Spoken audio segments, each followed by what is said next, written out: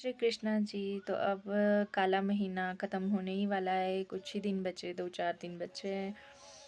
तो सावन के बाद फिर श्राद्ध स्टार्ट हो जाएंगे। शयनी एकादशी जो कि 17 जुलाई को आती है, उसके बाद विष्णु भगवान जी शयन करने मतलब निंद्रा में चले जाते हैं 4 महीने के लिए। तो 4 महीने के लिए जो भी अपना कार्यभार होता है पृथ्वी का, वो अन्य देवताओं को संभालते हैं। सबसे पहले के 4 दिन जो होते हैं वो गुरुदेव संभालते हैं, क्योंकि उस टाइम गुरु पूर्णिमा होती है। उसके बाद स्टार्ट होता है सावन। सावन में भोलेनाथ संभालते हैं।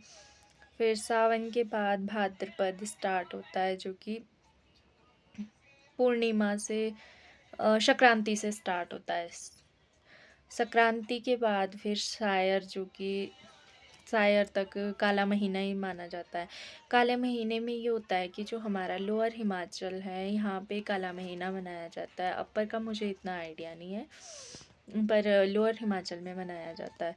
तो लोअर हिमाचल में जो न्यू मैरिड होती है, जिनकी 1 साल के अंदर अंदर शादी हुई होती है, उनको सितंबर के महीने में काले महीने के लिए उनके मायके भेजा जाता है।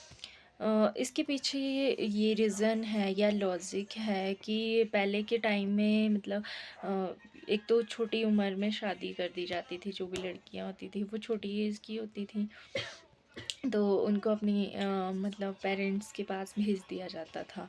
और सेकंड रीज़न जो ये है कि उस टाइम जो ये सावन का जो महीना होता है और काला महीना होता है, इस टाइम में जो पहले का फसल होती है, पहले ऐसे ही रखते थे कि अपनी फसल रखते थे, उसी से खाते थे, उसी से गुजारा चलता था।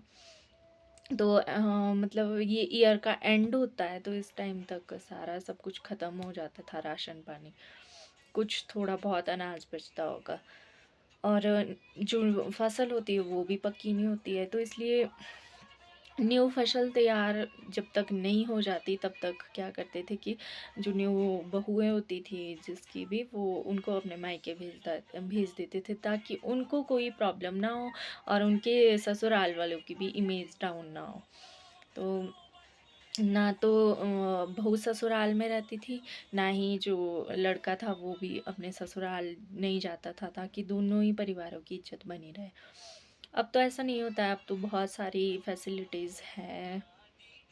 अब ना तो किसी चीज़ की कमी होती है, पर फिर भी जो प्रथा चली आई है उसको मानना चाहिए और चलाना चाहिए। और एक ये मौका भी होता है पूरी लाइफ में, एक ही महीना होता है जिसमें कि मतलब किसी लड़की को मायके भेजा जाता है, बाकी इधर उधर तो कभी भी जा सकते हैं।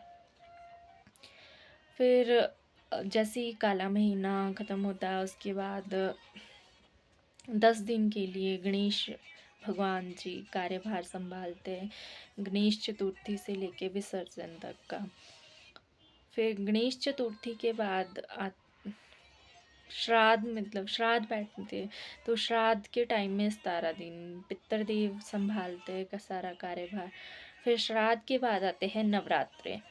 नवरात्रे में 9 दिन माता रानी संभालते हैं। फिर नवरात्रि के बाद आती है दिवाली, तो दिवाली के 10 दिन संभालती है लक्ष्मी माता।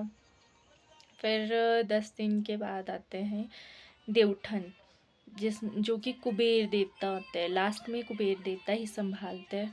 तो देवउठन ही वाले दिन जो है विष्णु भगवान जी निंद्रा से जाग जाते हैं, और उसके बाद ही जितने भी शुभ कार्य होते हैं, जैसे कि शयनी एकादशी के बाद जो भी कार्य बंद हो जाते, शुभ कार्य जैसे शादी विवाह कोई भी मंगल कार्य होते, वो नहीं किए जाते हैं।